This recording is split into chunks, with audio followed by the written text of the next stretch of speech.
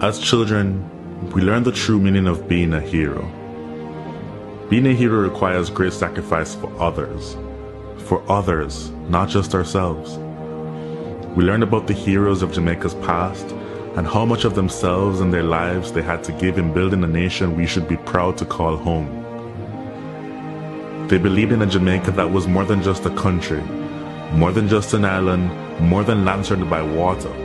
They believed in a dream of a free nation of people, a nation built on the foundation of their sacrifices, a nation of many people working as one, a nation that would continue to produce legends and nation builders that serve towards that vision.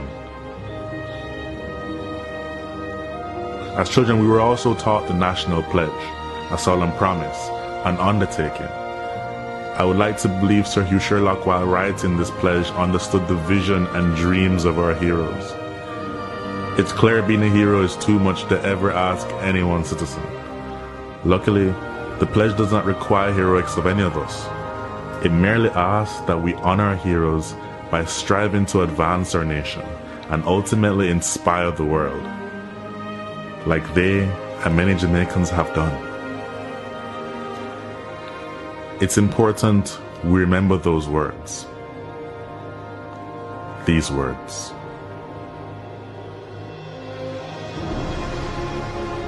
Before God and all mankind, I pledge the love and loyalty of my heart, the wisdom and courage of my mind, the strength and vigor of my body in service of my fellow citizens. I promise to stand up for justice, brotherhood, and peace, to work diligently and creatively, to think generously and honestly, so that Jamaica may, under God, increase in beauty, fellowship, and prosperity, and play her part in advancing the welfare of the whole human race.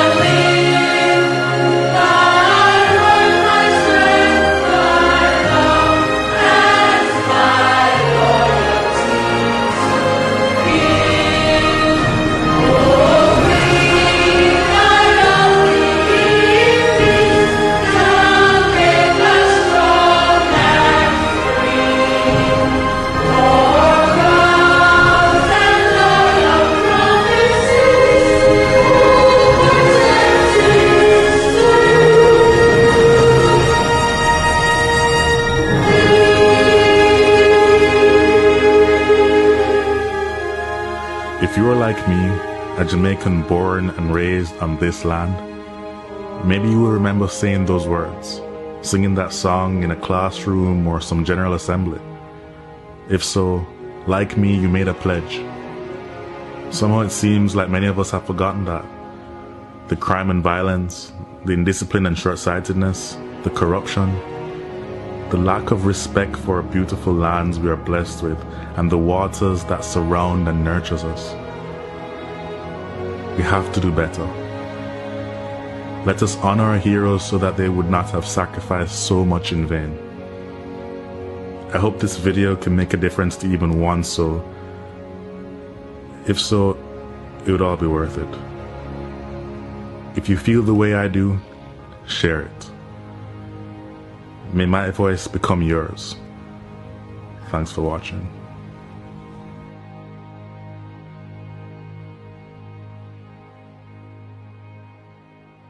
Unity is strength. Make we reason. Make we talk.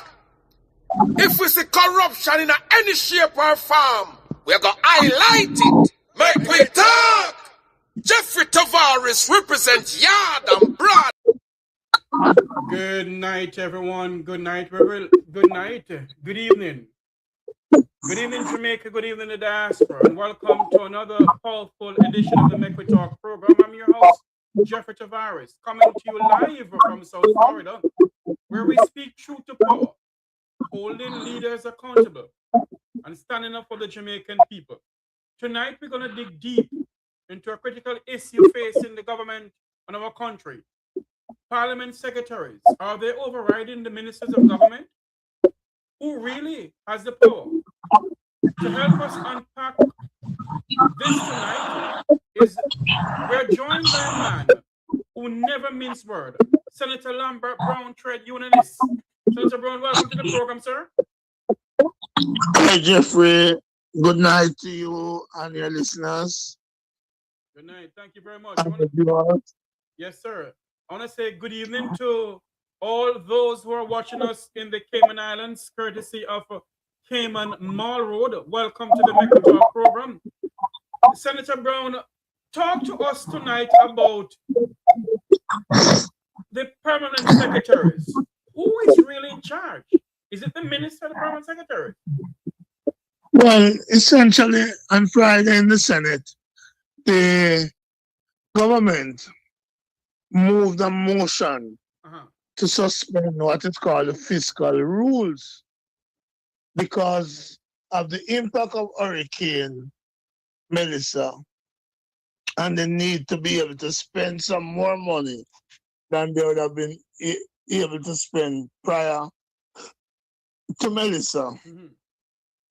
Because the Parliament has established what is called fiscal framework, fiscal rules, which essentially says you can't spend more than X amount and you have to save a bigger portion called the primary surplus to pay down the debt so that the debt can come down to 60% of GDP. Yes. So they had to suspend the fiscal rules, something that we passed in 2014 when Mark Golden was in the Senate and I was a member of the government Senate team at that time. So they had to amend that for the second time, they amended for COVID. But in that amendment, I said to them, let us not just amend the fiscal rules. Let us also amend the partisan distribution of hurricane relief. And in that context, I pointed out a case where a parliamentary secretary, namely Marlon Morgan, had traveled from Kingston down to Hanover, along with the Minister of State in the Ministry of Labor, Donovan Williams, and with staff from the Office of the Parliamentary Secretary. And in the video I saw, the Parliamentary Secretary, which is lower than the Minister of State, was dominating and overriding the Minister of State, who remained silent. And it goes to the pompous nature of Senator Marlon Morgan, who thinks that he must be heard and that whatever he has to say is important. But it strikes at the heart of governance. In governance, the minister can't overspeak the prime minister. The minister of state can't overspeak the minister. And similarly, the parliamentary secretary should not overspeak and override the minister of state. But the most important part of that is the continued partisan distribution of relief by this government. In other words, they are sending their ministers out into places where the People's National Party, the opposition, has the MP, like in Western Hanover, where that parliamentary sector went along with the Minister of State and people from the office of the Prime Minister. But the PNP MP, Ella Miller, Yes. was nowhere to be seen. She wasn't invited. And there have been complaints from other PNP MPs that the JLP are sending in people in their constituency, working with the JLP caretakers, undermining the elected representative of the people. And so I called for the suspension of the partisanship as we suspended the fiscal rules. And I pointed out that case of Marlon Morgan, parliamentary secretary, even stepping over Donovan Williams, Minister of State in the Ministry of Labor and Social Security, to be distributing food packages in a constituency represented by an MP from the opposition, but the opposition MP was never invited to dole out government packages. These are not personal packages of the minister or the parliament secretary. So it is in that context I'm saying it's chaka in the first place for the parliamentary secretary to be head and shoulder over the Minister of State. But that's the nature of the JLP. They don't care about protocol. They don't care about fairness. They're seeking to use this hurricane relief like vultures and throwing aside national approach for a partisan approach. Senator Brown, my question to you, though, Senator Brown, is this: if why is it that at this point in time, in this hurricane relief effort, as an opposition senator, how is it that the government itself refused to bring on the opposition to come on to help in distributing the care packages and so forth? Heather Miller wasn't there. Heather Miller is a well-known Hanoverian. Her parents are from Hanover. She's well-known. She's a member of parliament for that area. Do you know why they didn't invite her, sir? Because, well, listen to the Prime Minister speaking the other day. He says, my country. Not our country, no. My country. So he owns the country. And he believes that his party is the only party that should be doing anything that relates to government. So you would see, for example, the principle of two heads better than one showing up last week in the parliament when Favour Williams brought the fiscal rules or suspension order with a big mistake that would have damaged the country. But the wise head of Mark Jefferson Golden intervened to say, Minister, you're making a mistake. You don't really understand the law. So what that is showing, Jeffrey, and your audience, is that with the opposition cooperating, Jamaica would be better protected. Jamaica would come back out of this hurricane disaster stronger when we work together as a team. Sadly, the government is of the view that only they should do it, only the JLP should do it. So they go into constituency and you hear them saying, oh, the minister was working with the JLP councillor, but they don't work with the PNP MPs because they believe that this hurricane to them should be used to strengthen their party and to undermine the opposition. And that's what is happening.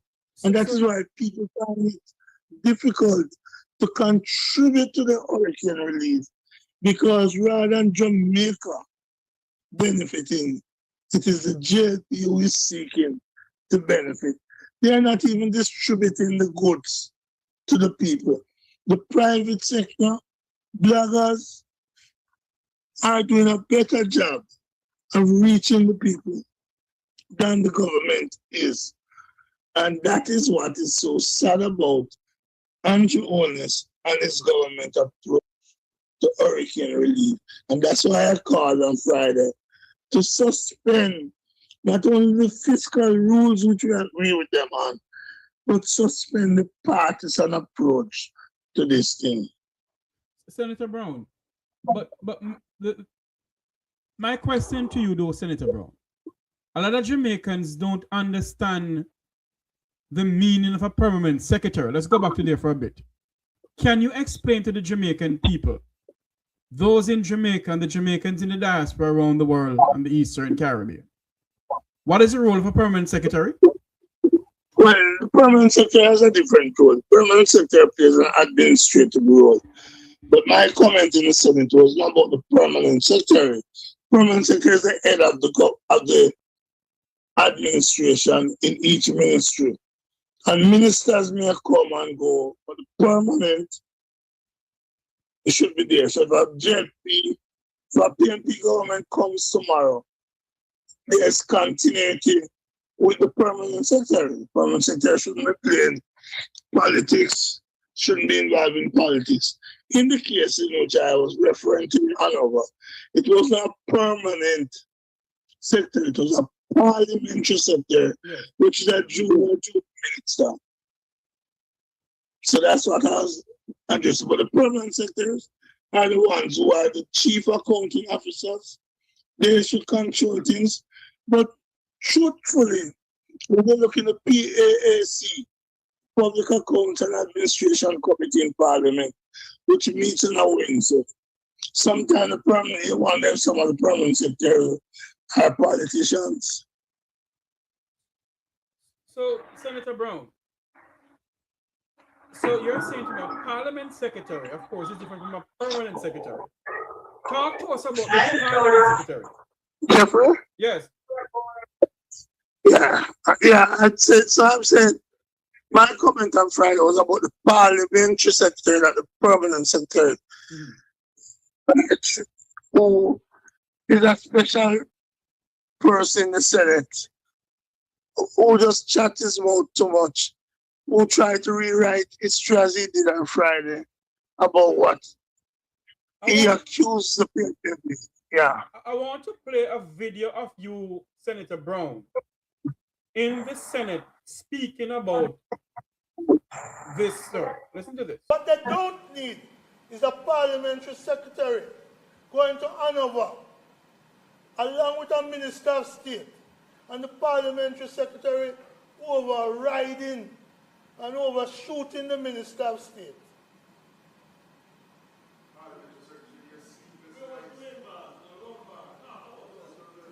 While the MP for the area is left out. And that is why I again call for the suspension along with the fiscal rules of the partisan approach of this government.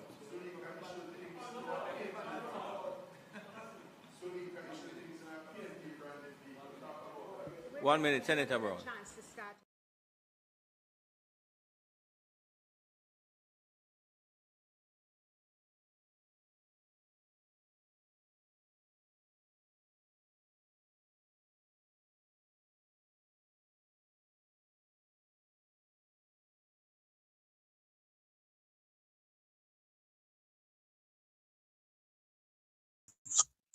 So, is it done?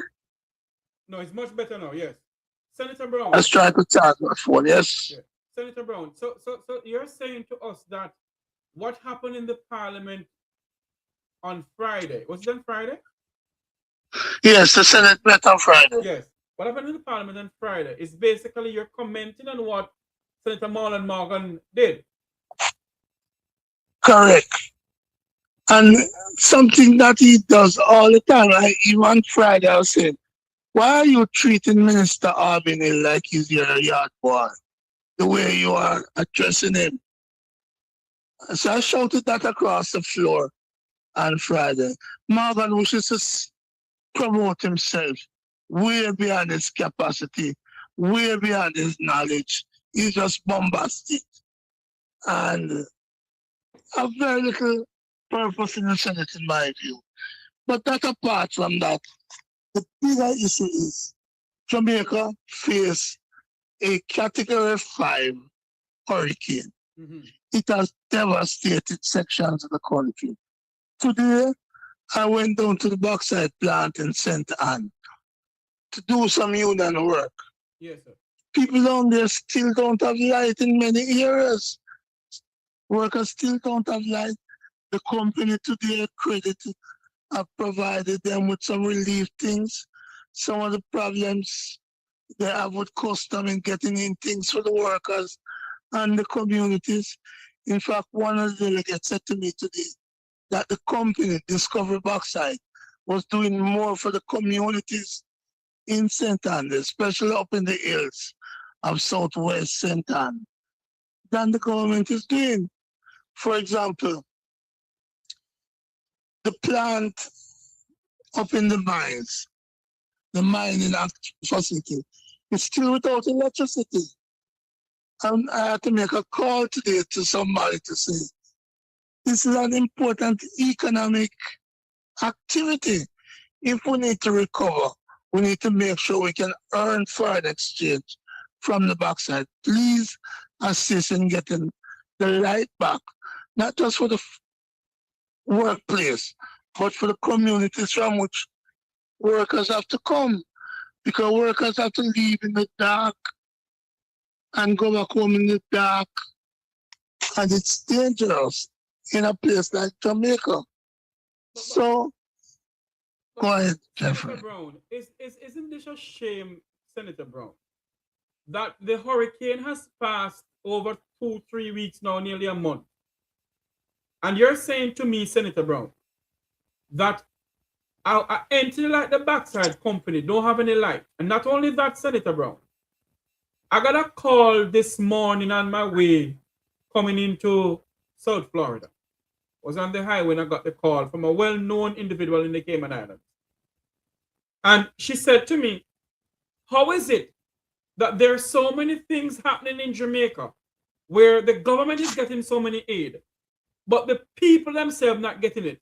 There are many Jamaicans, Senator Brown, who are out there in the element tonight, sir, who has no water, no roof over their head, no light, nothing. How is it that the Prime Minister, who has the power, cannot commandeer a hotel or evacuate those who don't have anywhere to live to the National Stadium or the National Indoor Sports Center? Why are we treating our people this way, Senator Brown? Well, let me just make one clarification and then answer why are they treating our people this way. In terms of the bauxite company, the plant down in Discovery Bay has its own powerhouse, so it generates its own electricity. So the drying facility down in Discovery Bay has electricity that is generated from its own powerhouse. But in the mines up in the hills, in Tubalski, Water Valley, St. Baker's areas, up in southwest St. Anne, there's no electricity connected to the mining operations. And so that's what I'm calling for them to do, to restore it, because unless the mining operation is able to function smoothly with electricity, because they don't self-generate electricity in the mines, then the bauxite can leave the country to go abroad to earn the foreign exchange.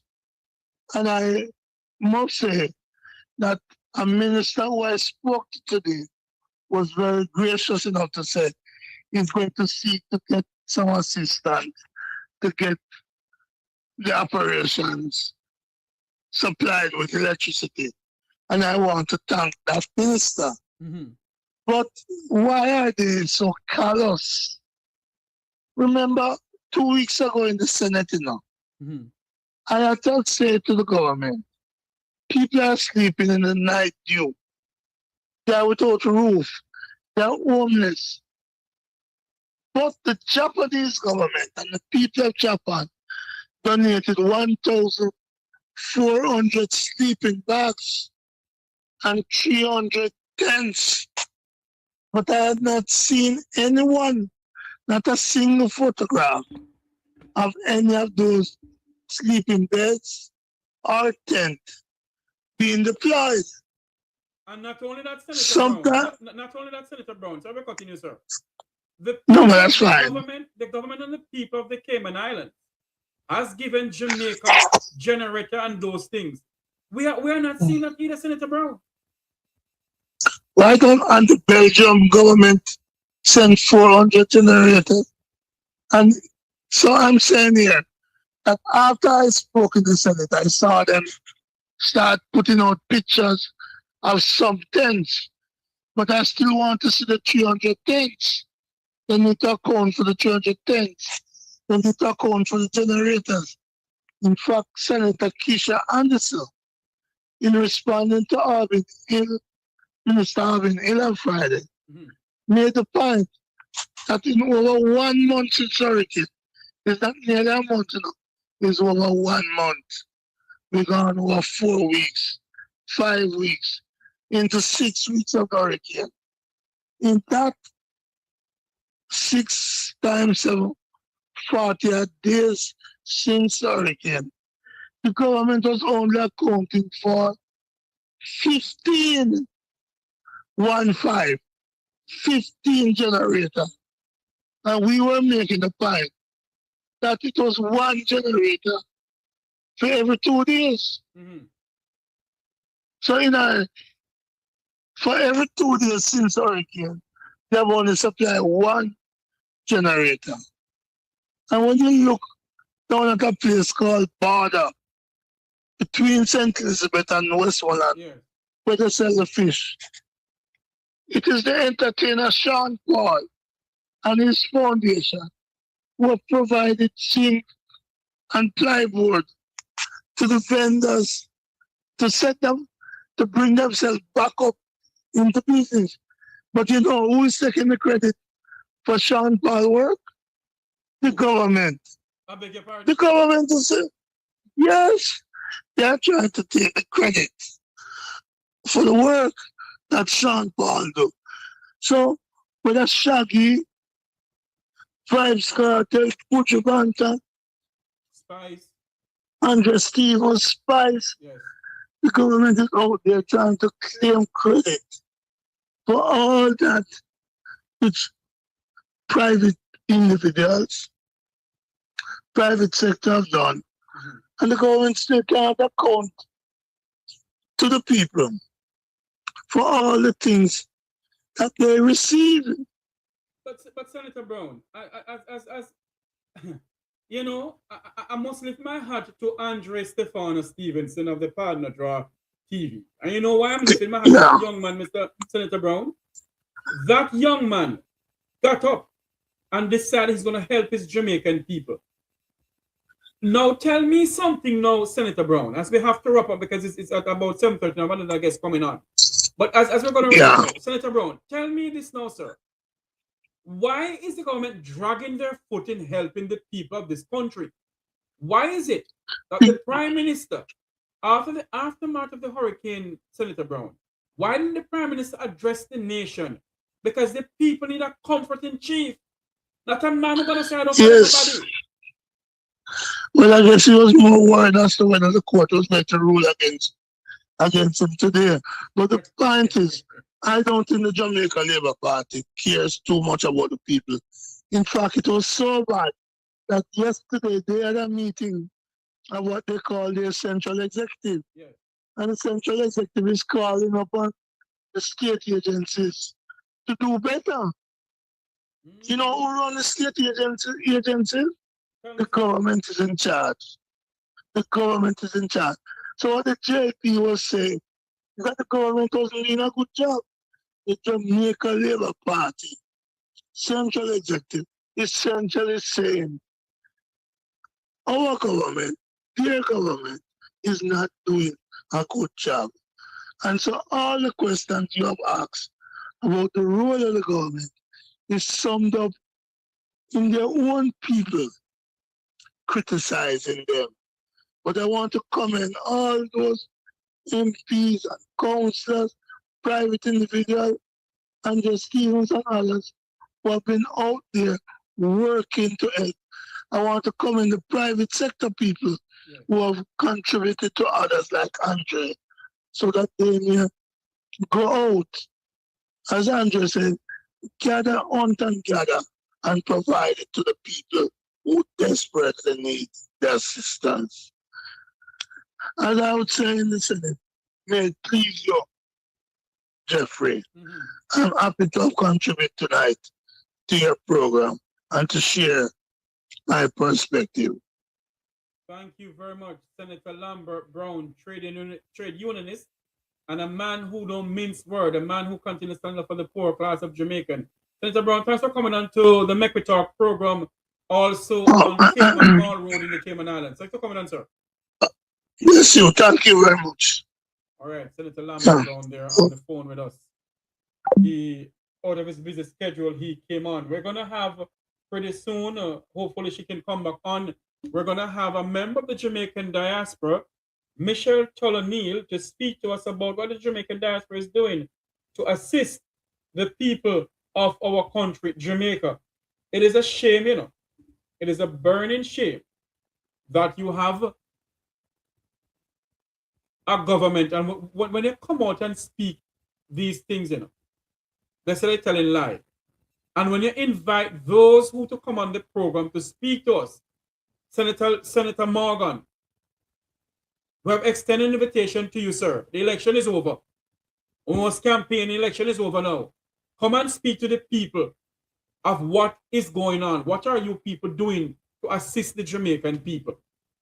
Because what we're seeing over here is that every minute you look out is Andre Stevenson on the ground or an entertainer on the ground. Huh? You don't see anybody. When the election was in high gear, all 2 o'clock in the morning time, all they can hear Labour Party marching on, the Prime Minister up and down on the road. Where is the Prime Minister now? Why is it the Prime Minister don't go and walk in St. Elizabeth, go and walk in Westmoreland? It's not about politics, people. It's about the people of this country. And I am not a member of any political party. I don't want to be a member of any political party. I am a Jamaican, and Jamaica comes first for me. It is full time. It is full time that we in this country put this country first and stop putting politics before this country. It's over a month now since this hurricane hit Jamaica, and our people are still out there in the element of the night, mosquito biting them. I came on this program and I said to them, Western Jamaica is looming for an outbreak. Good night, Make We Talk here live. Hey, Jeffrey, long time to talk to you, man. What's going on? You're looking and living. Hey, you Senator Lambert Brown say, when you speak the truth, people say you lie. I know Lambert Brown over 40 odd years ago. Because the same backside company where him go today. I used to work here from 73. Because the powerhouse where I talk about, me never worked in the powerhouse. And let me show you something to say, the JLP party wicked. You know that way me live? I live less than a mile from the powerhouse. You know? When I talk about the backside powerhouse, I talk about the government powerhouse, the plant. Because we're right at the border, Trelawney and Central, you know. And it's less than a mile from where me come from, you know. Yes. And you know, say, all no water, no light, no up them, and the whole area in up here, that, you know.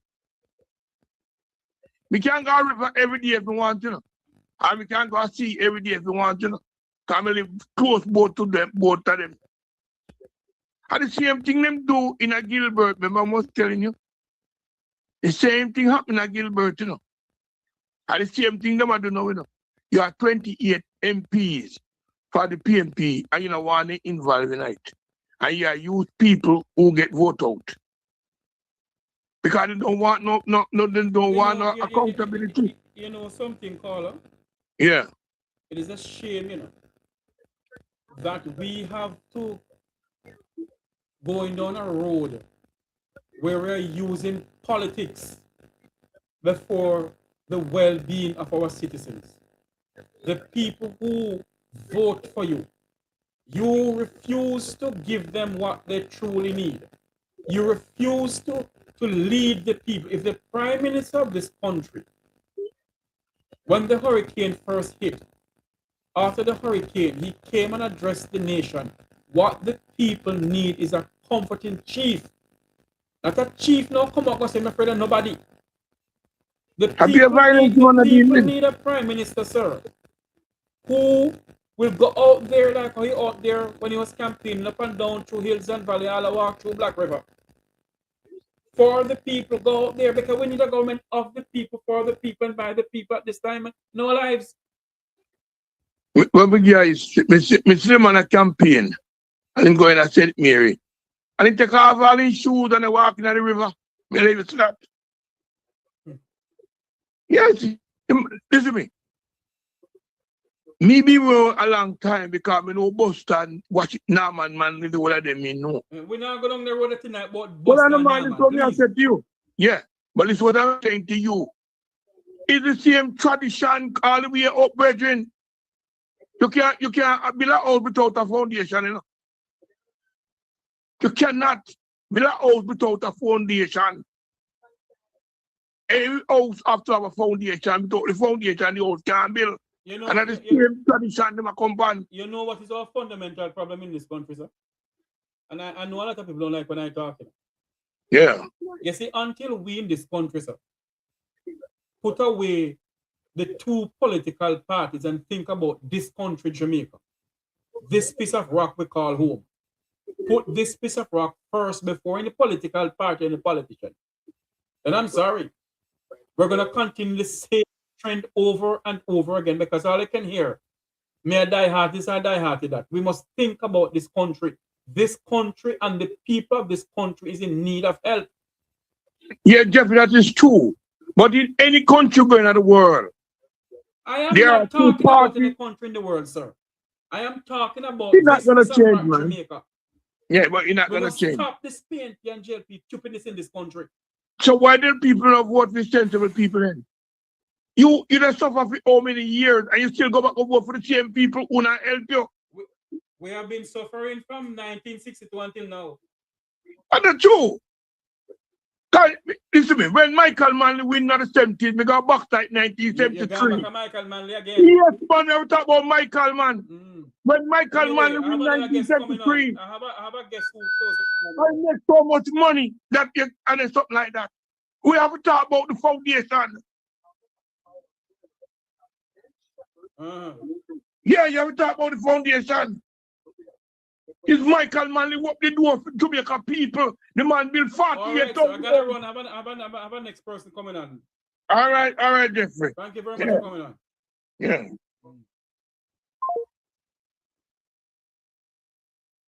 Okay. Good night, Michelle. Hello, Mr. O'Neill. God have mercy, I'm not hearing her.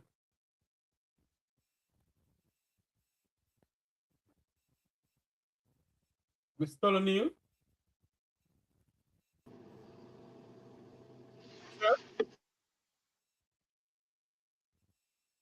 Michelle? Okay, we are trying to get a hold of Miss Michelle O'Neill, a member of the Jamaican diaspora, to come on the program here tonight to speak to us. I'm not seeing a blank screen there with her, to speak to us about how is the diaspora helping Jamaicans back home.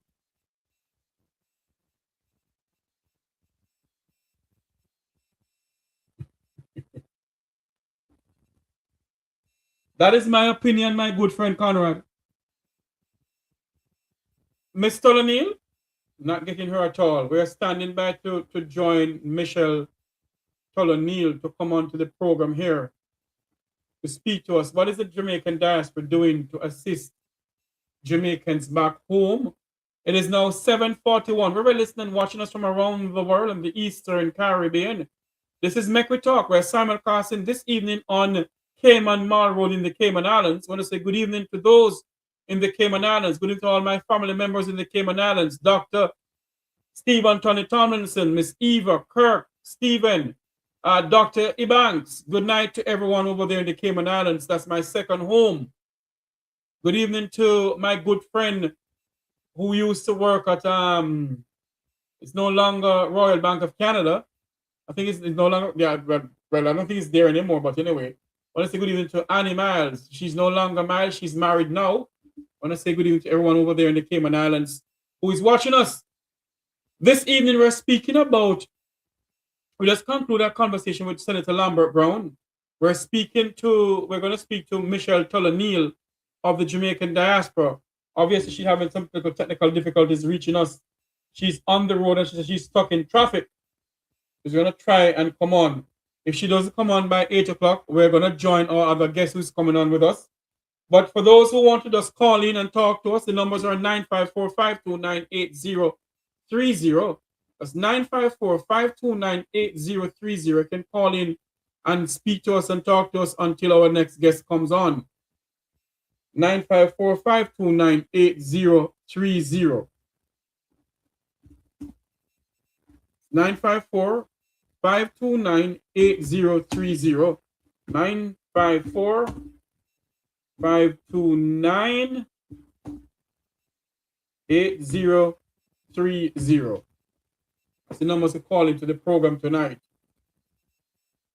954-529-8030. You can call into the program if you so desire as we stand by to join our other guests. I want to say good evening to none other than Mr. Conrad O'Brien, who's in the chat room with us. Good evening to you, Conrad.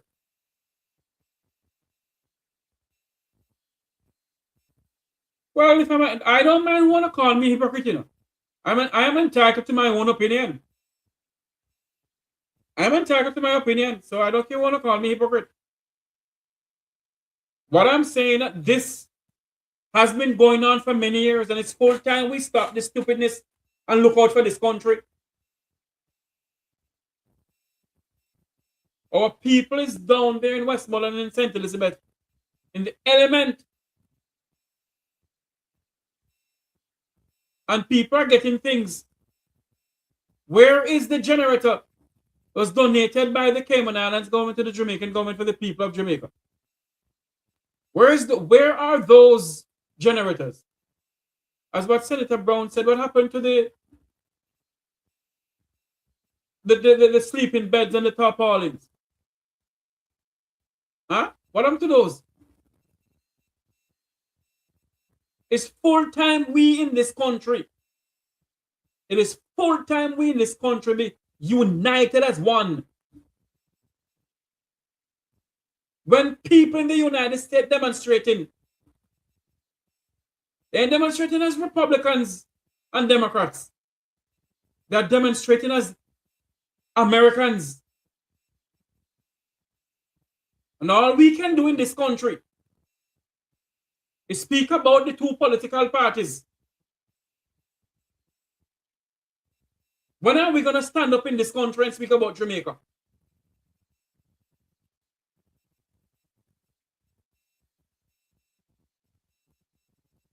Huh? When are we going to speak about this country? When are we going to put this country together and put our people first? And put this country first. This piece of rock is bleeding from within. And many people don't like when I talk because I must come out here and spread what they want me to spread. I'm not going to do that, you know. I'm not going to do that. I'm sorry.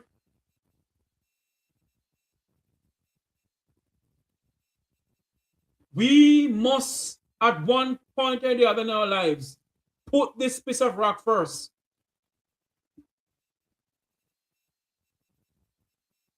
And people must come together. Those who live in Kingston, who is affected by this hurricane, we must get up and speak out for those who can't speak for themselves in St. Elizabeth and Westmoreland and beyond. Hanover, St. James, Trelawney, St. Anne, Miss P, good night to Miss P. You know how many people need help? Miss P need help. So many other Jamaicans have been calling me need help. And all we can talk about is PNP and JLP.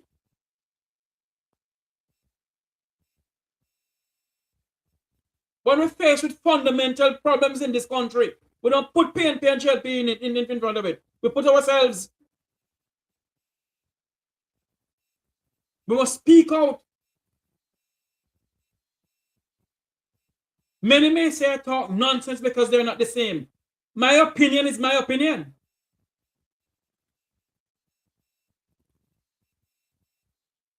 It's full-time we in this country. Full-time. Full-time. We in this country get up and speak for this piece of rock. And don't speak for the political parties. When are we going to speak for Jamaica? When are we going to put this piece of rock before all political parties? Would it be UIC, No C, Never Dare Move, or whatever they want to call it? If we don't put this piece of rock in front of everybody and put this piece of rock first, when the people of Sri Lanka was going through what they were going through, they never put the party that is in Sri Lanka first. They put Sri Lanka themselves first. But we can't put ourselves first.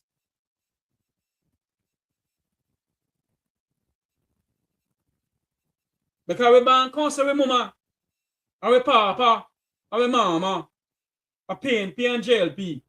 So we are JLP and PNP. Well, I'm an independent thinker. A lot of people know the home that I grew up in. And I make my own decisions. The people went through a devastation. And we're putting politics before we put our people first. We're putting politics before we put our people first.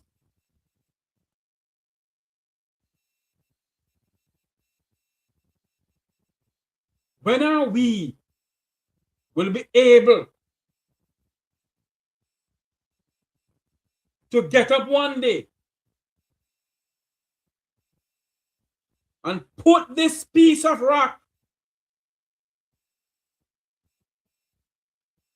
that we claim we love? Good night, Miss Winnie. Welcome to the program. You're live. Hello, sir. How are you? I am very good, Miss Winnie. How are you doing? Good night to Walking in Divine Purpose. Welcome to the program. And anyway, what I'm talking about, when Melissa hits her, I think that the government should have rolled out straight away.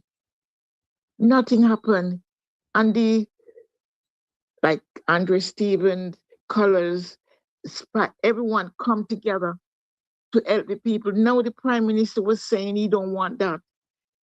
He shouldn't be showing people begging, getting like they're begging for food. But he hasn't done anything.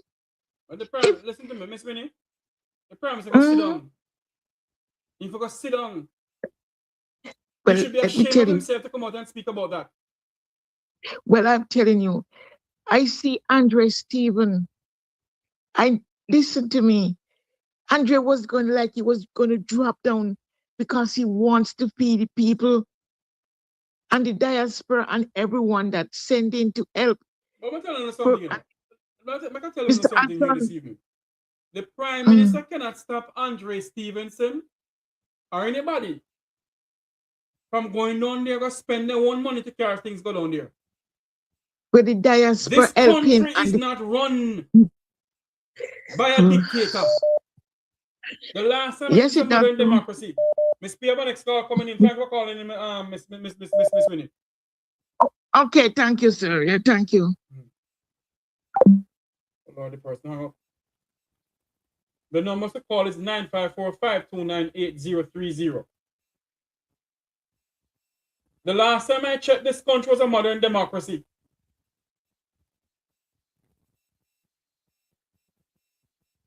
So for those who believe, I see we're in a good friend of mine saying that Jamaica is becoming a banana republic. Well-known person, older than me.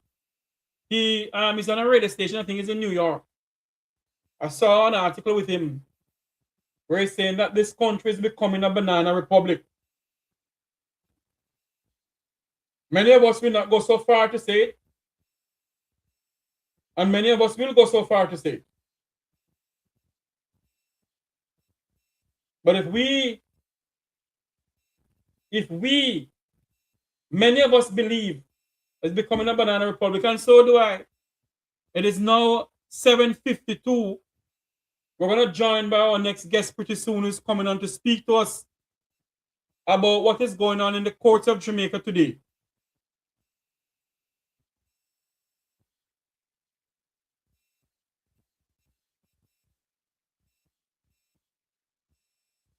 We do not want to believe, we do not want to be distributing things. And all because we're distributing things, we're distributing because we're a member of a political party. We must do it because we're Jamaicans. And the Prime Minister cannot tell anybody what to do when they're doing things. If the PM they get up, load up in Prado, the government Prado, cannot film it. A taxpayer Prado. Load it up and go down there. Get the opposition leader with him in the beginning. Fly around in the helicopters. Then they go down on the ground. Get the opposition leader with him. Load up trucks and all kind of shibangarang. And go down and feed our people. Then we would say, yes, he's doing something. But is he truly doing something? Is he truly doing something? We sit in this country and we allow them to do what they feel like they must do. And we mustn't say anything about it. Because Jamaica is governed by a GG or a ZZ Ping and a Vladimir Putin. Good night, Marshy. How you doing? I'm there, no man. How you do? Good day, you, my friend. Live and air. Bye. I tell you, Mr. Jamaica now, anything the Jamaica Labour Party want, they don't can't do it and get to it. That's where I reach right now. I'm afraid. Right now, not because certain decisions not go my way, but I start to get afraid of the judiciary. Start to get afraid. Certain things now, I can't manage it. Can't believe in it. I can't believe. I only if I think I can't believe, Just can't. Let me tell you, some things that we keep watching for a while. A man get dead in a man house, no 4th century, no nothing. And just because that man is a friend of the Prime Minister, case just dead. You know, Marshy, when I said to some people who call me privately and say, Jeffrey, what do you think about the case with Paul and the Prime Minister, with Mr. Buckhannon and the Prime Minister? I said to them, saying, I don't believe anything gonna come out of it, And they say, I must stop saying it. Me one of them would bring down the country. I do not believe in Jamaica's judicial system. I don't have no trust for it. I don't trust it. Maybe I give it a chance, but today I finally give up. And we've been watching things before we come down to this. I'll tell you about the one that died in the man house, and because that man is a friend of the Prime Minister and lawyer, case just disappeared. The Prime Minister go in the House of Parliament and tell the people how clansmen selling land over in Bernard Lodge. And the land, when we end up, find out who is a member of his constituency, one of him worker. That's the woman who was selling the land. She been arrested, case dead. After that, nothing more.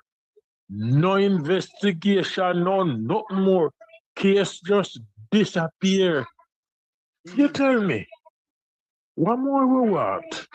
And when you look at this decision today, Lord of His mercy, it, me give up. Me not tell no lie. Me give up. Marsh, at your age, at your age, Shamash, at your age, you could be my dad or my grandfather, I don't know. But anyway, at your age, where do you see your country going? Well, me don't know if it going anymore, you know, me think it reach. Me think it reach. Can you I call hit back in this. 2 minutes? I have to take this call. This person been calling me. Call back in 2 minutes, please. All right. Good night, caller. Welcome to the program. You're live. Yes, I had called you earlier on. Yes, ma'am. My name is Gisela, and I'm a healthcare worker. But these people have no empathy. I feel so sad to see some of these elderly people, and I can't even get to assist them because I just did a surgery recently. My voice is not even back, so I have to keep going to the doctor. Yes. I feel so sad. Are you a nurse or just or what sort of healthcare provided? What sort of healthcare do you provide? I elderly care in the hospital, nursing homes, and I work. I'm a Jamaican, and I worked in psychology for 3 years in Connecticut, but I'm now in Michigan, and my heart goes out to those people. I feel so sad. And I used to be a jail labor right back in the 80s. What I'm telling you, this government is the worst I've ever seen. My God, I can't believe that the people are suffering like this in this time. Oh my goodness. Oh my goodness, I feel so bad. I don't know what is wrong. It's only a divine intervention can make these people change. Divine intervention can get rid of him. He's awful. They're all selfish and self-centered and not even have no empathy. Nothing. Oh my God, why are these people still in power? I can't believe I'm from Port Royal. I know we're safe over there. Nothing much damage, but I feel so bad for the people on the other side of town. I still have to go through a lot of stuff. And I have a lot of medical issues since I did the surgery. So I'm not even, I had to walk with assistance, and then I got better. But I have a lot of problems swallowing. I have aspiration precautions too. So I wish I could. you gotta be careful because you can't speak long either. No, my voice is not even back. I did August surgery, and my voice is still not back. I just can't do that. But I feel so bad for them. I pray for them every time. I pray that God will help these people. Oh God, have mercy. Mm. Mm. My dear, Oh my God. we just have to just pray and ask God to help us. And I pray and hope that you get back your voice and you recover, all right? Yeah, I wish I was in better health. I can't do anything for anybody right now. I know. But you just have prayer go a long way to you, man. Prayer go a long way. You can't do anything but prayer go a long way, all right? Okay. All right. God bless you. God bless you too for calling in. You're welcome. Bye-bye. Wow. We're standing by to join our next guest. It is now 8 o'clock, a minute after 8 o'clock, right here in the Make We Talk program. I'm your host, Jeffrey Tavares. We're simulcasting with Cayman Mall Road in the Cayman Islands.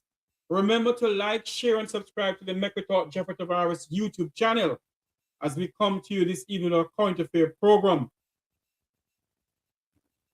Marshy, welcome. Go ahead, my friend. Yeah, Jeffrey. Yes, sir. Go ahead. You know, divers love to talk about bad mind. You tell me this one now.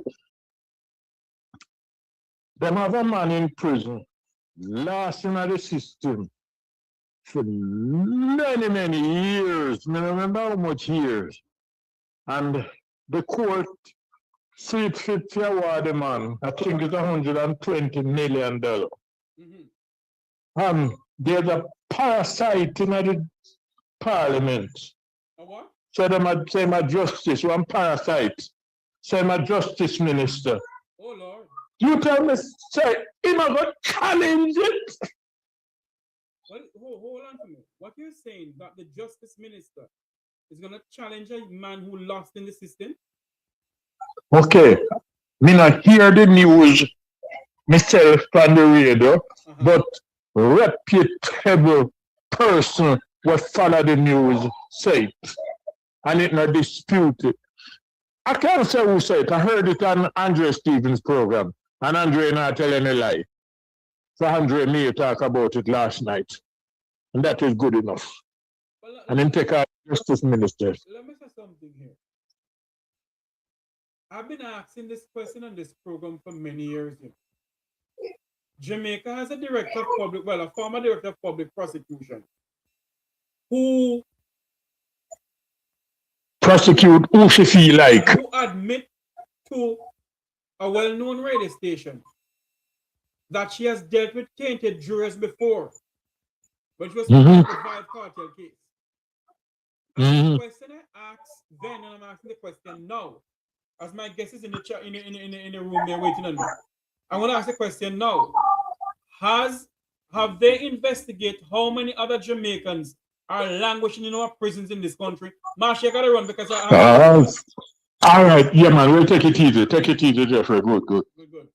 I have with me none other than attorney at law, Lady Stacy Knight. Welcome to the program, Miss Knight. Unmute your mic for me. Hi, Jeffrey. Good evening. Good evening to your listeners. Thanks for inviting me. Thank you so much. You know, I at least we're going to talk about politics and I'm going to talk about the law tonight. Yes. Well, we're live in the Cayman Islands and Cayman Mall Road television over there in the Cayman Islands. Okay. Hi, Cayman. Hi to everybody in Cayman, including I have some clients there. I won't call their names on live, but good evening to my clients in Cayman. Thank you very much. Yes. Counsel, the case between Mr. Buckhannon and the Prime Minister. Talk to us about it. A decision was made today. A lot of Jamaicans are saying they don't trust the justice system anymore. Counsel. Yeah, I won't go so far as to say that I don't trust the justice system. I'm disappointed in the decision. I was a part of the team that worked on behalf of Paul Buckhannon, who was the applicant in the matter. Yes. And the decision is adverse to the applicant. It's not in his favor. So I'm disappointed in it. But as an officer of the court myself, we know as lawyers that it can go one way or another. Yeah. And that is why decisions sometimes have to go through several levels before you get a final decision. And at this stage, which was an application for what we call judicial review that was denied, it's not the end of the road. And so if the client, Paul Buckhannon, the candidate, wants to go further, there is scope to appeal the decision. And so a higher court may make a different decision than this court. the fact that a higher court or a court of appeal makes a different decision does mean that the previous decision may have been wrong in law, but does not mean that the justice system is not working, because the system provides for appeal. So I want to hold on to that. I can't knock the justice system and say that it is wholesale, ineffective or not working. So Senator, attorney, counsel. Okay. Let me ask this question though. Yeah. When you're presenting this case to the court, at the same time, did you have in the back of your head that maybe it won't go your way? So you're gonna give an appeal at the same time? I always have that in the back of my head. I mean, I was not lead counsel in this matter. I'm involved in the matter, but lead counsel was Hugh Wildman. Yeah. And, after the submissions, and his submissions were brilliant, were strident and bold and brilliant. I think that was the date of that was it November 14th or 18th that we were before the court. At the end of the hearing, I did ask, I always play devil's advocate. If the judge was to make a decision adverse to us, what would be what reasoning you think she could possibly use? Because there's always a possibility in law. It's adversarial. One side gonna win and one side gonna lose. So I did question what could be, and would it be something that we could we find grounds of appeal? Yeah. But counsel, wasn't this a case like this in 1998? Blake versus Holness? Are you aware of that case? I'm aware of that case. It's similar. It's similar. But listen, there are never two cases alike, ever. No two, no matter how simple it is. At something as simple as a divorce. Some people think, it's same as the other one because they also had two children and one house. No. No two cases are exactly alike. There's always some distinguishing features. Now, I'm not here to defend the court's decision because it is adverse to my client. I'm just saying that it's never a fait accompli. That's why we have to wait on the court's decision. You know what I'm saying? If we knew that we must win, then why were we waiting on the court to write its decision? And I must say, this decision is some 43 pages, 45, sorry, 40. Well, it ends on page 46. I just got the decision this afternoon. I was in court in another matter, so I have not digested all of it. But I have read the salient points, and I though I disagree with it, I see what the judge was trying to say. Can you talk to us about the decision the judge came on with? All right. So in the 46 pages of the decision, I have it before me here. Yes. Go ahead.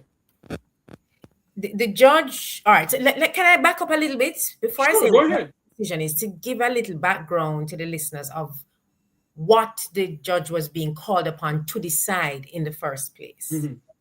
So at the end of an election, we know one candidate is successful and one is unsuccessful.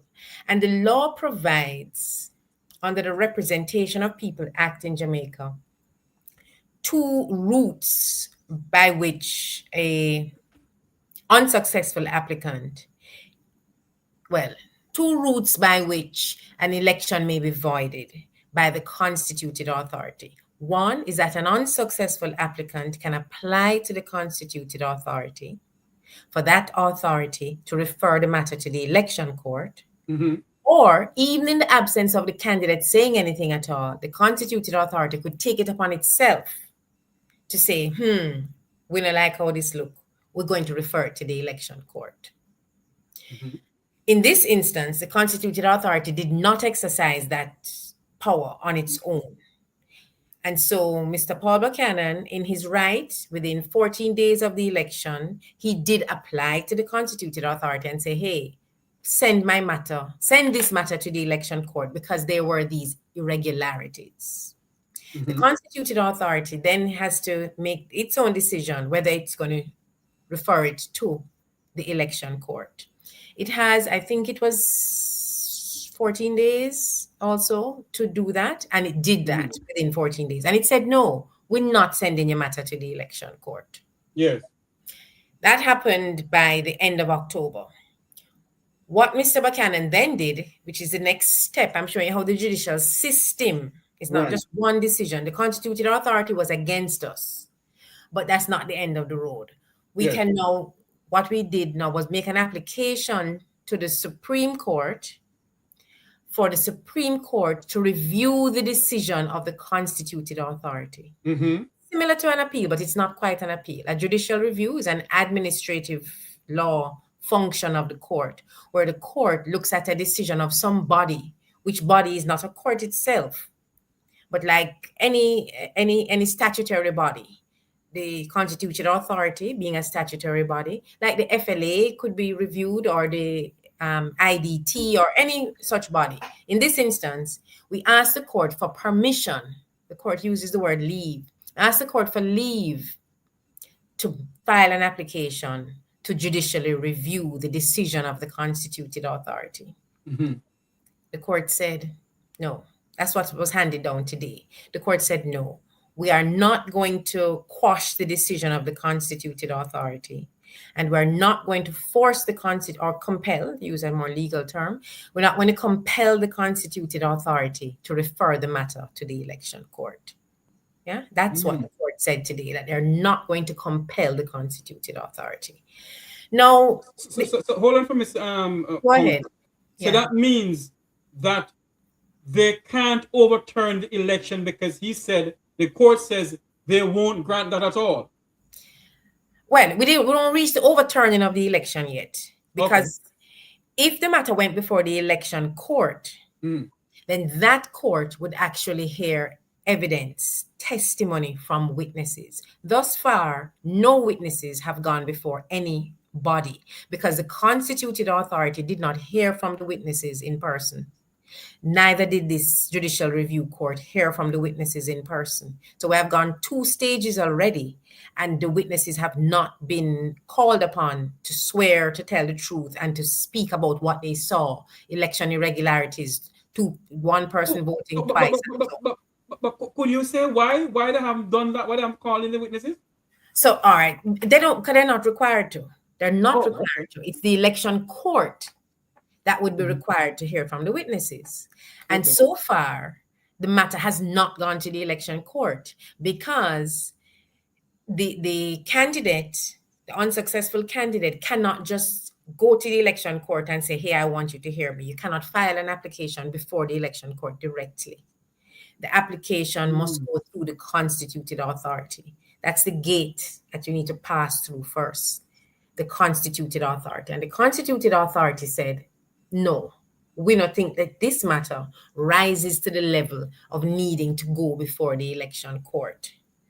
Yeah, we challenge that by judicial review, and that decision by the Supreme Court, the judicial review court, today said, we're not going to compel the constituted authority to open their gate and let you through into the election court. The decision, the reasons for that, I tell you, is in 46 pages. So it's not something I can just say. Yes, I understand. But when you send it to me, I couldn't even go through, because, you know, when you send it to me, it was a bit late for me to go through it too. Right. Well, after I sent it to you, I started reading. And I must confess, I am on page 44. Wow. I'm almost done. I was racing to try and finish before I got, on the program at 8 o'clock. Go ahead. But I've gotten enough of it. So really, all right. So the constituted authority gets its powers under Section 52A of the Representation of the People Act. And let me just read from what 52A says. And I think this is simple enough for lay people to understand. Right. Here, this is 52A. That's and this is subsection 1.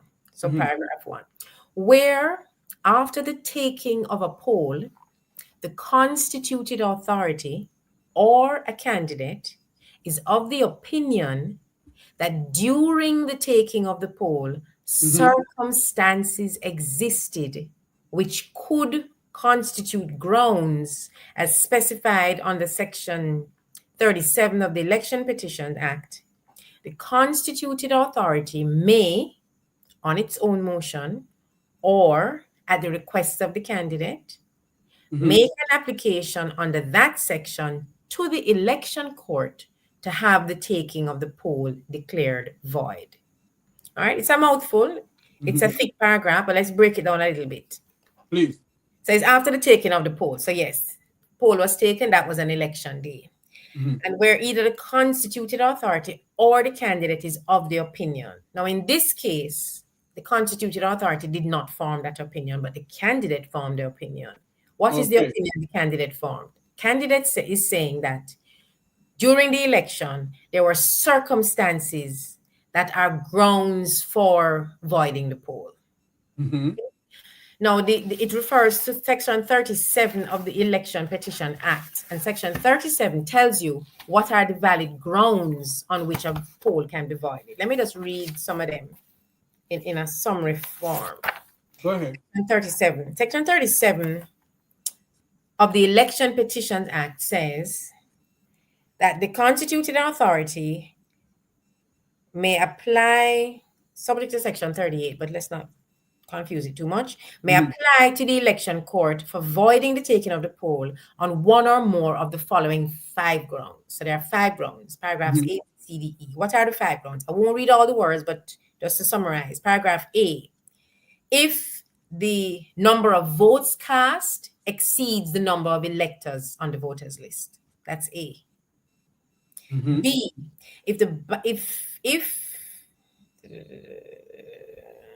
on one of the following grounds, votes cast exceed the electors. B, that the ballot boxes have been stolen or destroyed. Yeah, there's more words, it's long, but that's the basis of B. Ballot boxes stolen or destroyed. C, that a presiding officer has, under duress, signed ballots. When you cast a ballot on election day, before it's put into the box, the presiding officer has to initially sign it, yes. Yes. And so C is that the presiding officer has done that, put their signature there under duress, meaning some kind of force. They weren't willing to do it.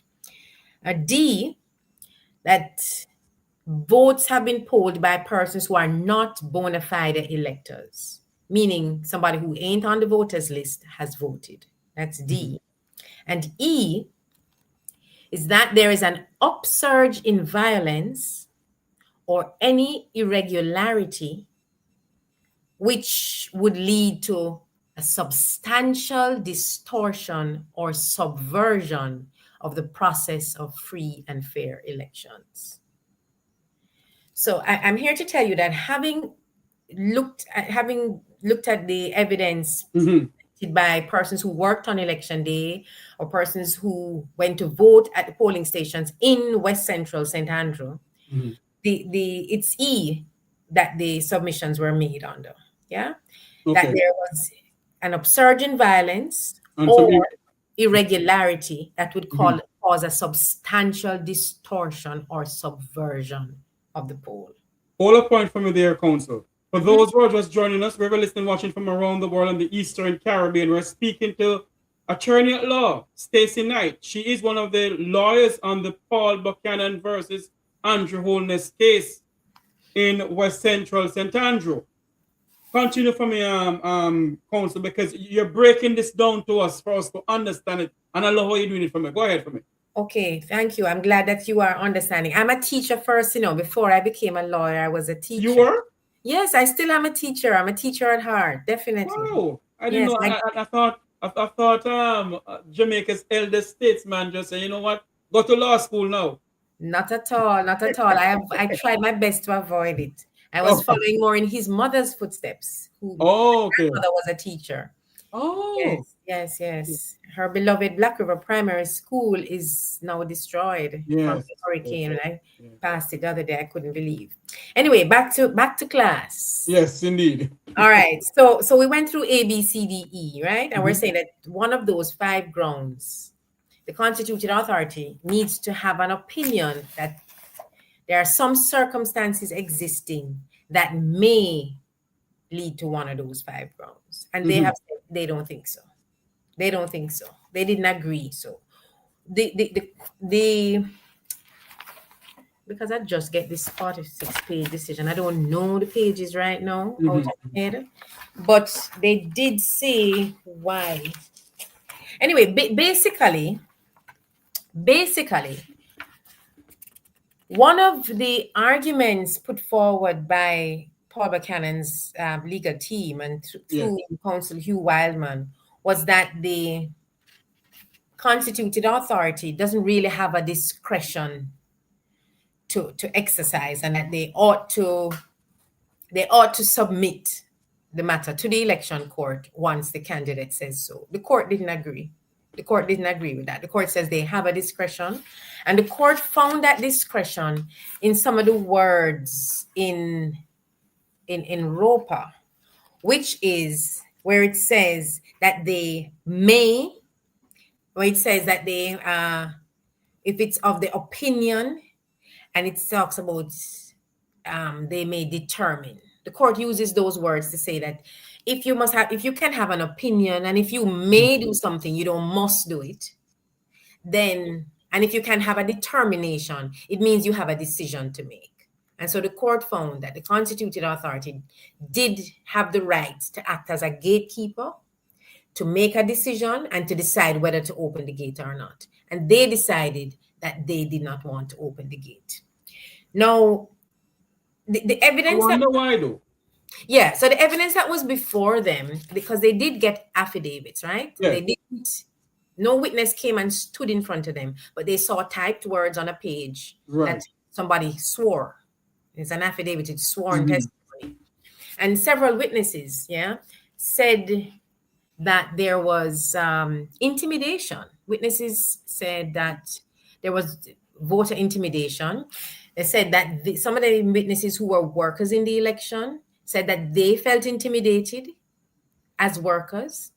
They spoke of men in masks who came onto the compound in the evening part before the boxes had been taken to the counting center. So although the poll I think it's after the voting that the men in masks came around, the polls may have been closed, but the election process was not complete because the boxes are still there. And once boxes are still there, all kind of things can happen. But counsel, but they can. Yeah. Counsel, help me to understand. Although I may have people in my family with some legal background, I'm not a legal, person. That's right. Help me to understand this though.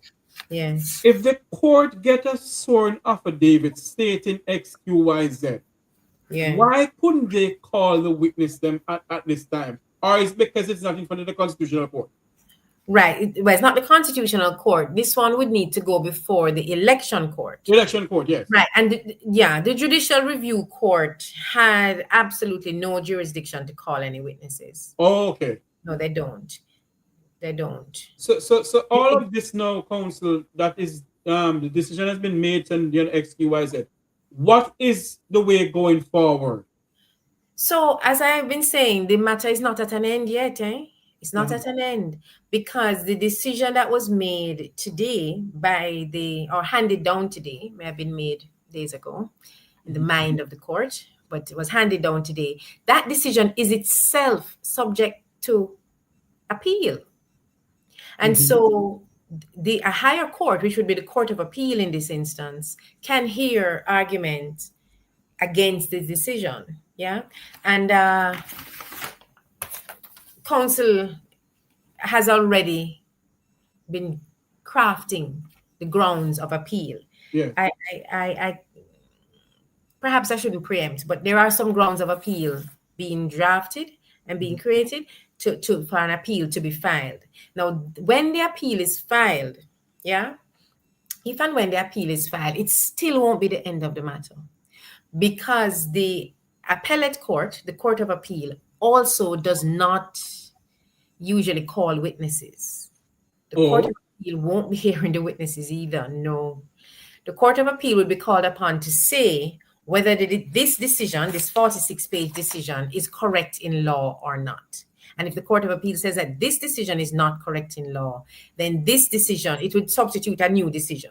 Or it could remit the matter back to the court to be heard again. Yeah, the Court of Appeal sometimes does that. If the appeal is allowed and the court says that the judicial review court was wrong, what happens then is that because this was an application for leave for judicial review. Yes. Permission for judicial review. So if the Court of Appeal says that this decision, 46-page decision, is wrong, then leave is granted for judicial review. So then we would have to go back now before the judicial review court. The judicial review court would hear the matter again, and it may decide the next time that, okay, it will compel the constituted authority to refer the matter to the election court, quash the decision of the constituted authority, and have a new decision. The matter must be mandatory, referred to the election court. Then the election court is the court that can call witnesses. Okay. So we have a while. We have a while to go. How long do we have to go? So that's the thing. And I have not found any authority that says specifically what timeline is allowed, and if we can really expect that a poll that has been taken months ago could still be voided. I have not done the research on that point, but certainly you can imagine, you can understand, everybody can see that Mr. Andrew Holness was purportedly elected, yes, and has been sworn in. And even if there was irregularities, and even if he ought not to have been elected, the fact is that he has been sworn in and has been acting as the member of parliament for that constituency. And not only that, has been acting as the prime minister of the country. Right. Because he's a member of parliament. If he was not a member of parliament, he could not be the prime minister. But his party has selected him to be the prime minister. Yes. Yes. So you can imagine that if he continues doing acts as a prime minister and as a member of parliament for many, many months, and maybe a year or 2 years, and then we're going to void the poll that happened 2 years ago, that could be a little bit upsetting to talk to me about that, because talk to me about that, counsel, because you touched on a very vital point there, because a lot of Jamaicans are saying, the court can tell them to go sit down in yard and run back over the election. But you're saying to us tonight is a very tricky thing. Yeah, we can imagine. Yes, the court may have. I tell you, I have not done the research on what is the limit of time within which that can happen. I don't know. I cannot say what's the limit of time within which it can happen. But clearly, if it happened before he was sworn in, that would have been ideal. If it happened as shortly after he was sworn in, that would have been acceptable. If it happens long after, even if it's the right thing to do, I can appreciate that it would have implications for the stability of governance in our country. Wow. It must. If your prime minister is suddenly told that he cannot sit in parliament anymore, you can imagine, Jeffrey, what that would create some pandemonium. Yes, it would, because it might be the right pandemonium, because sometimes we need pandemonium. Sometimes you need, that is what an insurrection is. That is what a revolt and a rebellion is. And sometimes when we had the Morant Bay Rebellion, it was necessary. Yes. I'm not saying no whether that is necessary. I'm just saying that there are times in life when something of that nature is necessary, a major shakeup. But we have to accept that it would be that major shakeup. And so for a court to make a decision that's going to do that, they're going to think long and hard. They're going to think long and hard. So in this case, then, counsel, is it that the judge or the judges was thinking long and hard pertaining to what you just told us? Well, they thought 46 pages worth of judgment. So long enough. There's a lot there. There's a lot to chew on, I could read this judgment again and see more that I didn't see in my first reading of it. The court also talks about the adequacy, and I have to touch on this point, the adequacy of an alternative remedy.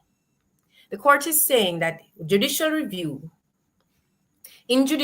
matters specifically whether there is an alternative remedy, some other means by which the litigant could seek a remedy in law. If such an alternative exists, the court is very slow. In fact, the court will not grant permission for judicial review. And in this decision, Justice Winkler has said that she found that there was an alternative remedy. The alternative remedy is what we call an election petition, which is nothing of what I've spoken of so far. It's a different route completely. It does not go through the constituted authority. It goes directly, not to the election court, but to the Supreme Court. There's an election petition straight to the Supreme Court. And she's saying that in section 52A, where the constituted authority was created, because the constituted authority wasn't always there, they existed since, I think, 1997. Okay. Yeah, but election petitions existed before that. But the provisions clearly says there's a kind of savings clause that says that this provision is without prejudice to any previous right. And so the right of going directly to the Supreme Court under election petition, the court is saying in this decision that existed. Now, I'm being cautious tonight to not say too much about how I feel about the decision. Yes, I understand. I really want people to more understand how the court come to its decision. I may not agree with it, but I read it and I can understand it. So tell me now, counsel, all of this now, and you're doing an appeal, and the appeal goes through and everything, and you don't get what you're supposed to get. Are you all prepared to go to the Privy Council in London? I have not discussed that with the legal team nor with the client. That discussion will certainly need to be had at the appropriate time. But based on all of this counsel that is going on in this country, you see, well, here's a Kiangola, but there is evidence there that some hanky-panky went on.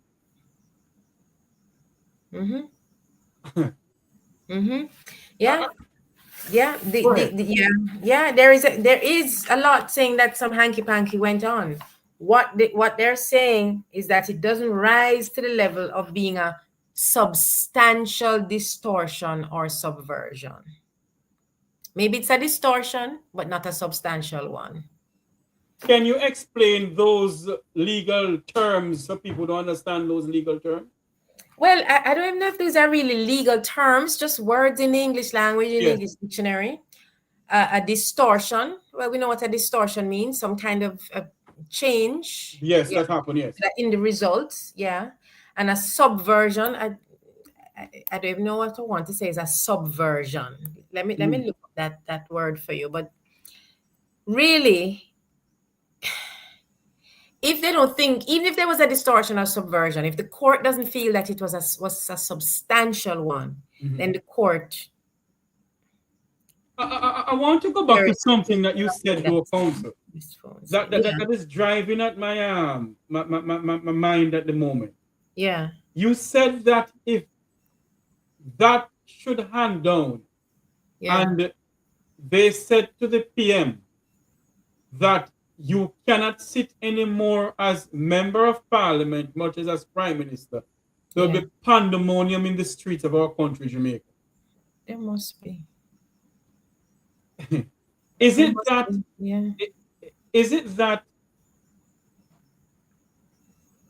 I know you're not in the minds of the judges, but is it that they were thinking along that line? I know I asked the question before, but they're thinking along that line. Why they come to this decision? Well, the judgment doesn't say that, but I will read something. I'm going to read a little section here out of the decision. The judgment doesn't say that they were safeguarding, the public from pandemonium in the streets. But all right, in allowing the constituted authority to rest on its decision, the court did not compel the constituted authority to change its decision. This is written at paragraph 105 of the decision. They say the authority, the constituted authority, acts only in the public interest. It serves as a gatekeeper, keeping out complaints that would consume judicial resources while preserving those that fall within the statutory grounds and require a full hearing. Upon a review of the legislative framework, this court can identify several reasons for this. And they have four reasons. Number one, certainty and predictability. They say voters, candidates, agents, and electoral officials must both know and understand the legal and factual grounds for challenging an election result and the timeline for resolving such challenges. You hear that? Timeline, the keyword timeline. Timeline. Yeah. Now, the thing is, everything that was to be done by the candidate, Paul Buckhannon, was done within the timeline. He was not late. He was not late. No, he was not. They said the second reason for their saying for this is to limit frivolous disputes. Hear this. Preventing the floodgates of post-election petitions based on trivial administrative or politically motivated complaints. Wow. Now, the court has not said that this was such, but I have it marked in red. I use my red ink pen here. That's some keywords there, counsel. Yes. Because I'm saying, I'm questioning in my mind, is the court saying, or did the court want to say that this was a trivial administrative or a politically motivated complaint? I firmly believe that it was not. I don't think it was, because it is the fundamental rights of Mr. Buckhannon as a Jamaican citizen who put up himself as a candidate to challenge the election. Exactly. And the more fundamental right is the fundamental right of the voters. Exactly. To elect the person of their choice. And if there was a substantial distortion or subversion in that free and fair election, that ain't frivolous. And it is not trivial. The evidence that I saw in the affidavits that I read didn't look to me like trivial administrative. Nobody's saying that the presiding officer signed with the wrong color ink or something like that. That would be trivial administrative. In fact, the law even says that if the presiding officer forgets to sign a ballot, representation of people's access, the ballot is still valid. That would be trivial administrative. But to say that men in masks, to say that people felt intimidated, to say that within the precincts of the polling station there was loud music being played from trucks and buses and vehicles, loud political music, campaign songs of the Jamaica Labour Party. Yes. That doesn't sound to me trivial administrative. But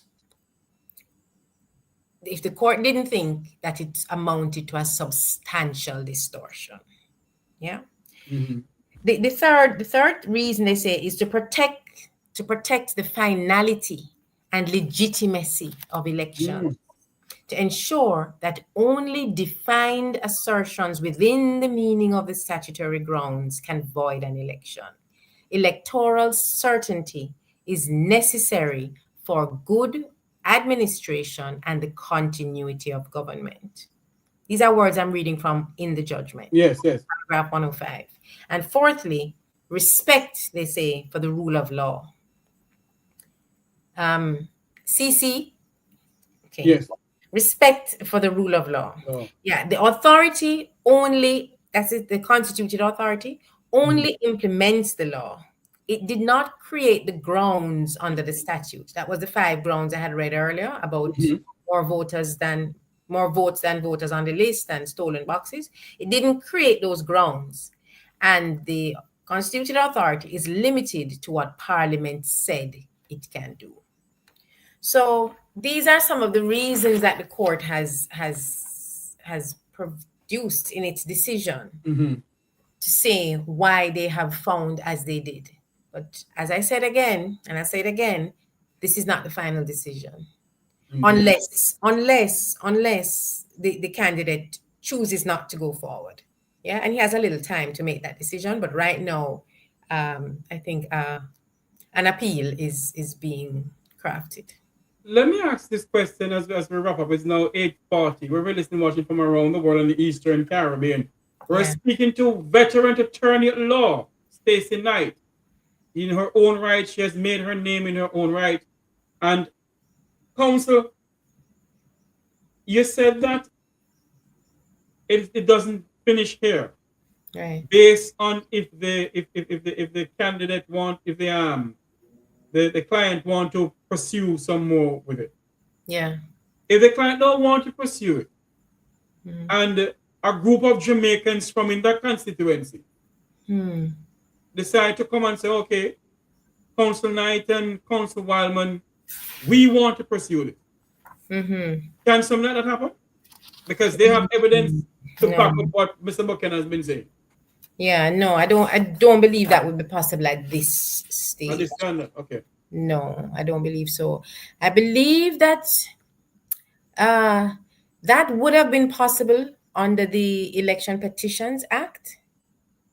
Yeah, so not through the constituted authority, the route that goes directly to the Supreme Court on the election petition. I believe that a voter in the constituency could have brought a petition, but the time for that is gone for sure. It's gone, okay. The time for that is definitely gone. And can I just point out one thing, that the decision today, I don't even, let's see if his name in there. Yeah, it's not, this is not Paul Buckhannon versus Andrew Holness. No, because it hasn't reached there. This is Paul Buckhannon versus the constituted authority. Oh. Yes. Andrew Holness didn't participate in this. He didn't have a lawyer representing him, and he was not there. His name is not on this as a litigant. He's not the applicant, and he's not the respondent. Oh, so it was Paul Buckhannon versus the court. Versus the constituted authority, which is not a court. The constituted authority is a special body of 5 persons. Yes, 5 judges. Not judges, you know. There are retired judges on it, but they're not all judges. I don't believe they're all judges. No, they're definitely not all judges. Representatives from the ECJ. There are some judges, but they're not all judges. And the constituted authority doesn't always exist. So right now, when did it exist? When an election is called, the constituted authority is formed. It's created whenever an election is called. And, yes, and that constituted authority of those 5 persons are named each election. It doesn't have to be the same 5 as the last election. And those people are the constituted authority. They are constituted for the purpose of being an authority just for this. And it is them who made a decision that the matter not going through their gate to the election court. And it is them who Paul Buckhannon challenged in this decision. Tell me something now, Pounce. I don't know if I'm asking a stupid question. No questions are stupid. On what grounds do they come up with this decision then? They said, you know, they had some words in their decision. Because they said that it didn't rise to the standard. They didn't think that what was in the affidavits that they read, they didn't think it rose to the standard required to say that circumstances exist which could amount to a substantial distortion. That's basically what they said. So a group of people who are not really they're retired legal minds, some of them, make a decision of such. And Jamaicans in the diaspora and Jamaicans in Jamaica. Yeah. I'm telling you tonight, Council, they don't accept it. A lot of people don't accept it. But I'm accustomed to that as an attorney, honestly. Yes. That's what happen all the time. People don't always accept it. And I mean, we have to show in fact, the decision here does say that there is no complaint against the constituted authority in terms of the composition of them. So, you know, you say a group of retired judges, retired legal minds, as though, you know, they don't have the power and authority. They do. Parliament gave them this power. Parliament gave these 5 people. And so it says here, let me just read. It is in the breadth and expansiveness, or the combined experience of the members of the authority, its composition drawn from a wide cross-section of the society, and which in this hearing has not been the subject of any complaint, meaning that Paul Buckhannon nor the AG, well, the AG wouldn't. Nobody has said that there's something wrong with the composition of the constituted authority. They said that that person shouldn't have been on it because them, they're biased or anything. No such complaint was made in this instance. And so the court didn't have any cause to go, to deal with the composition of them and to make any complaint or any judgment about the constituted authority, because we didn't complain about the composition, but about their decision. Yeah. I still don't agree with their decision. I still don't agree with the decision, but it's not the first time as an attorney that I haven't agreed with a judgment that has been delivered. Yeah. And, we, as an officer of the court and as an attorney, I am an officer of the court. I'm not going to call our justice system into disrepute because a decision is not in my favor.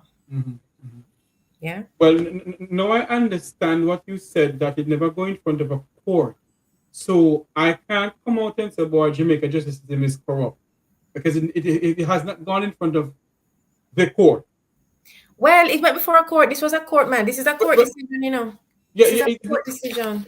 It's a court decision, yes. Supreme Court decision. Yeah, the Supreme Court, yes.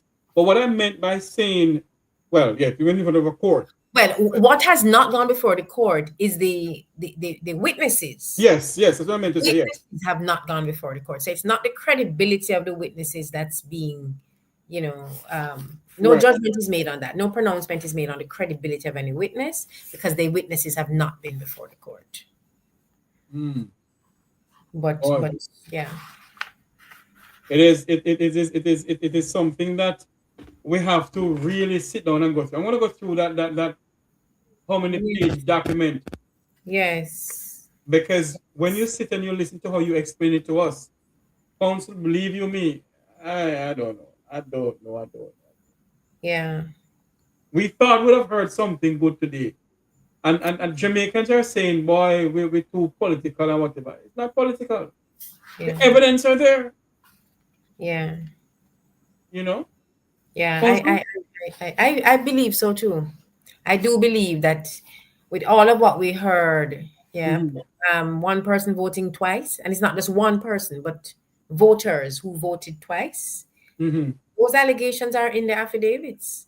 I have a friend of mine calling. I know you want to ask you a question. I know we're going to wrap up. Sure. Yeah, man. Good night, my good friend Byron. How are you doing? Brother Jeffrey, how are you doing? Pick up you and your audience, and of course your wonderful guest, Sister Comrade Miss Knight.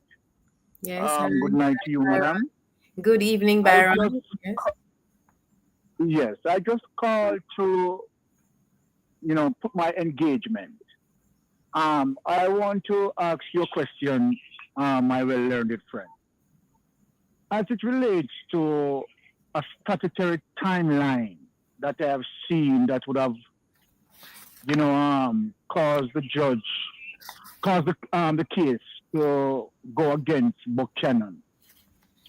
I am asking the question as it relates to, the knowledge of, the persons who are representing Buckhannon, including yourself. As it relates to the statutory timeline, have any of you, was aware that this application was out of the statutory timeline? But it was not. It was not.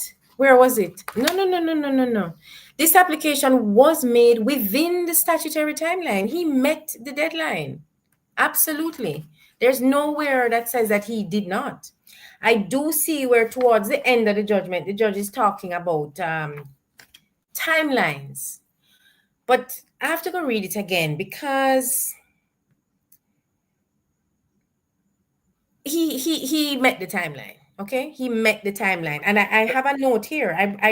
I won't say on air the words that I have written in my margin beside paragraph 128 of the judgment, but yeah, he met the timeline. They're talking here. The application has to be viewed in context, and the context here is a rigid timetable set out in electoral law. Yes, it's rigid, but he met it. He was within that rigidity. So I'm not sure what's being said here. Well, based on my comprehension, I think that was one of the basis of the court make that particular determination. And I am saying, and that is one of the reasons for my for that question. Yeah, the court is not saying that that's why the decision failed. No, the court is not saying that that's why the application failed. What the court really seems to be saying here, right? Let me try to explain what I don't agree with. But they seem to be saying that, all right, so he was given 14 days. He made his application on the 13th or the 14th day. Yeah? Mm-hmm. That's within the statutory timeline. If you get 14 days to do something and you do it within the 14 days, you can't be late. The court is now saying that. Yes, I would agree with that. Right. The court is saying that in those 13 days, things could have happened. They say it begs the question that in lodging his application 13 days after the poll, it begs the question whether he could realistically have put the authority in a position to meet the statutory timeline for applying to the election court, which was 28 days. The fact is he did, because they did hand down their decision, the constituted authority, within 28 days. And if their decision then was to go to the election court, they would have been within time as well. So he did act within time, though right at the edge of it, but it was within time. Byron, I'm sorry, my friend. Yeah. I'm getting a wrap-up signal from my simulcast in Cayman. Okay. Okay. All right. Okay. Thank you. Thank you. Thanks much. Thank you. Yes. Yes. Thank you too. Thank you for your question. Senator, Councillor, can you just wrap up for me as we go? Your final words. My final words. I want to say respect for the court. Yes. Respect for the court. I don't agree with the court decision, but respect for the court. And even in respecting the court, that don't mean we're not going to appeal their decision, because that is what the law provides. And when the law provides it, you can't be wrong in doing what the law provides. So we're going to appeal this decision that I don't agree with, though I respect it. And we hope for a better outcome from the Court of Appeal. All right. Good evening to your listeners, everyone. I want to say thanks to Attorney at Law, Lady Stacy Knight, who was in the case between, Buckhannon and Holness, for coming onto the program this evening to speak to us and to outline to us the decision made by the Supreme Court of Jamaica. Thank you so much. Thank you too. Night. Good night. I want to say thanks to those who in the Cayman Islands just joined us. Thank you all very much for coming on. Thank you all for being a part of the program. Thanks to Senator Lambert Brown. Michelle Tuller-Neal is unable to come on this evening. She's going to come on tomorrow. I want to say thanks to Lady Stacy Knight, Attorney at Law. And I would say this, the daughter veteran politician and veteran attorney, our good friend, the man who we look up to, Sheriff K.D. Knight. Good night to you, Sir Knight. Good night to you, sir. We love and respect the hard work you have done for this country. And we want to say good night to you. This way, we're going to say so long from here for another episode of the Make We Talk program. Until you hear my voice again, I'm Jeffrey Tavares, returning to the studios of Cayman Mall Road. Good night, everybody. May God bless you, and may God bless our island home, Jamaica, land we love. Good night. The entire diaspora, as long as it affects the life of our nation, uncover the truth, make we reason, make we talk. And we don't care about no fum for viva va, no upper echelon. Nobody is not above the law. As long as it not help Jamaica, make we talk. Make we talk. Unity is strength. Make we reason. Make we talk. If we see corruption in any shape or form, We're going to highlight it. Make we talk. Jeffrey Tavares represents yard and broad and the entire diaspora. As long as it affect the life of our nation, uncover the truth, make we reason, make we talk. And we don't care about no vum viva va, no upper echelon. Nobody is not above the law. As long as it now help Jamaica, make we talk. Make we talk. Unit.